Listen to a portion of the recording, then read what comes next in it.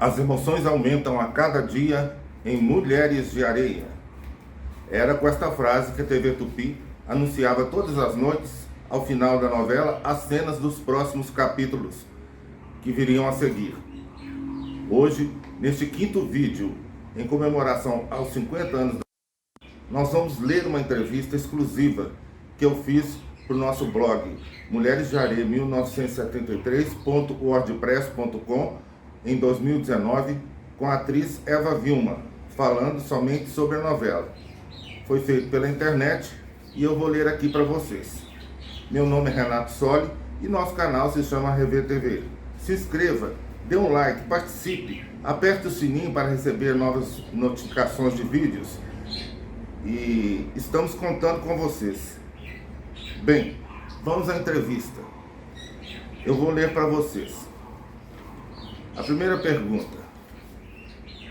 Eva, sabendo que Mulheres de Areia mudou o comportamento de uma cidade, Itanhaém, levando excursões de pessoas para assistir às gravações, influenciou todo o país e posteriormente ganhou até um monumento em sua homenagem, algo inédito em telenovelas, como você vê este fenômeno? Diga-nos sobre isso. Ela respondeu, abre aspas, foi muito estimulante perceber o quanto essa novela divulgou Itanhaém. Eu tinha conhecido essa cidade na minha infância, quando passei alguns dias de férias escolares na casa de praia de uma família de uma grande amiga nossa. E desde aquela época eu já tinha sentido o quanto Itanhaém era uma cidade gostosa e acolhedora. Na minha adolescência, tive novamente a oportunidade de passar lá alguns dias, quando meus pais alugaram uma casinha bem agradável, para aproveitarmos alguns dias na praia. Guardo boas lembranças daquela época. E quando depois, já como atriz profissional, 20 anos depois, tive a oportunidade de retornar à acolhedora Itanhaém para a realização de cenas de praia da novela Mulheres de Areia, com uma equipe excelente de profissionais da nossa TV, foi indescritível a sensação tão estimulante do nosso trabalho, interessar tanto não só os moradores da cidade, quanto ao público em geral, que vinha de várias outras cidades para assistir nossas gravações. E quando as autoridades da cidade tiveram a iniciativa de mandar erguer um monumento comemorativo, foi uma honra grande para nós. Foi assim como um grande prêmio, que perpetua o sucesso do nosso trabalho em uma bonita estátua em cujo pedestal está gravados os nossos nomes de toda a equipe artística e técnica realizadora da novela. E perpetuando assim nossas Mulheres de Areia, com a imagem que remete às esculturas de areia que o personagem Tonho da Lua, maravilhosamente interpretado pelo talentoso Gianfrancesco Guarnieri, erguia durante toda a história da novela. A segunda pergunta que eu fiz foi o seguinte: fale sobre as dificuldades técnicas e pessoais que encontrou durante as gravações da novela, as limitações dos recursos especiais da época e as faltas de verbas da TV Tupi. Resposta, abre aspas. Quanto às dificuldades técnicas, acho que elas até serviram de estímulo para que realizássemos o trabalho de maneira artesanal. Hoje em dia, às vezes, com excesso de recursos tecnológicos, existe o risco de passar por cima da teledramaturgia, ao passo que, artesanalmente, a história pode ser contada com criatividade mais simples, ou seja, de maneira mais direta de contar uma história. Quanto à falta de verbas, o que mais lamentamos é que o vídeo de muitas cenas maravilhosas, depois de exibidas, foram apagadas. Felizmente, algumas foram resgatadas por artesãos, como, por exemplo, vocês, que no virtuoso trabalho conseguem resgatar boa parte das cenas, colocando-as nas redes sociais. Uma iniciativa maravilhosa que muito nos honra, a todos nós que realizamos esse trabalho há 45 anos atrás. Nossos sinceros agradecimentos pela iniciativa, pelo trabalho minucioso, pela preciosa dedicação em resgatar essa linda história escrita pela tão talentosa novelista Ivani Ribeiro e realizada pela numerosa equipe artística e técnica da saudosa TV Tupi, a emissora responsável pela inauguração da TV no Brasil. Terceira pergunta. Eva, e sobre sua chegada ao universo de Mulheres de Areia, a sua vivência com diretor, autora, equipe técnicos técnica e atores. Ela responde, abre aspas, bem, quanto à minha chegada ao universo de Mulheres de Areia, foi para mim uma alegria, até porque eu já tinha feito uma novela de muito sucesso em 1971, O Meu Pé de Laranja Lima. Bem, vamos agora à quarta pergunta que eu fiz a ela. Vivinha, o que foi para a atriz criar e viver 4 personagens de uma vez? Raquel, Ruth, Raquel se passando por Ruth e Ruth se passando por Raquel. E como isso te acrescentou como atriz? E citando Stanislavski, como foi possível a construção das personagens? Ela responde, abre aspas, acho que já respondi na pergunta 3. Em todo caso, é o que eu digo, sempre gostei de desafios. São um grande estímulo para estudar bastante e, consequentemente, continuar evoluindo na minha capacidade de interpretar personagens. É assim que escapo do risco de começar a cristalizar minhas personagens e o meu trabalho. Quinta pergunta. Sabemos que Vani Ribeiro nada inventou, pois, segundo ela mesma, se baseou no filme Uma Vida Roubada, com Bette Davis, que foi transformado por ela numa radionovela, As Noivas Morrem no Mar, e tempos depois no grande sucesso Mulheres de Areia, que conquistou o Brasil. A que você atribui este grande sucesso que é lembrado até os dias de hoje? Resposta, abre aspas. Atribuo o sucesso ao entusiasmo e grande talento, primeiro, da autora. Segundo, pelo talento e competência e entusiasmo de toda a equipe artística e técnica. Para concluir, eu perguntei a ela, Vivinha, fale-nos um pouco sobre o pouco interesse da época em preservar uma novela como esta, uma vez que foi praticamente apagada. Ela responde, perguntei também, conte-nos a respeito da abertura da novela, como foi feita e, na sua opinião, uma pergunta que não quer calar, até os dias de hoje, quem corre na abertura na praia, é Ruth ou Raquel?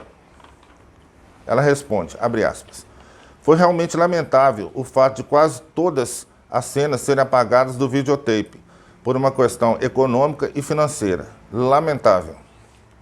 Talvez o fato de que a TV Tupi e emissoras associadas serem de um grupo de condôminos tenha influenciado para a lamentável economia de fitas de vídeo. E quanto à bela abertura da novela, foi uma ideia brilhante realizada em película pelo excelente cineasta Olivier Perroy, com a sugestão da direção da novela e com um acabamento precioso, música, câmera lenta, etc.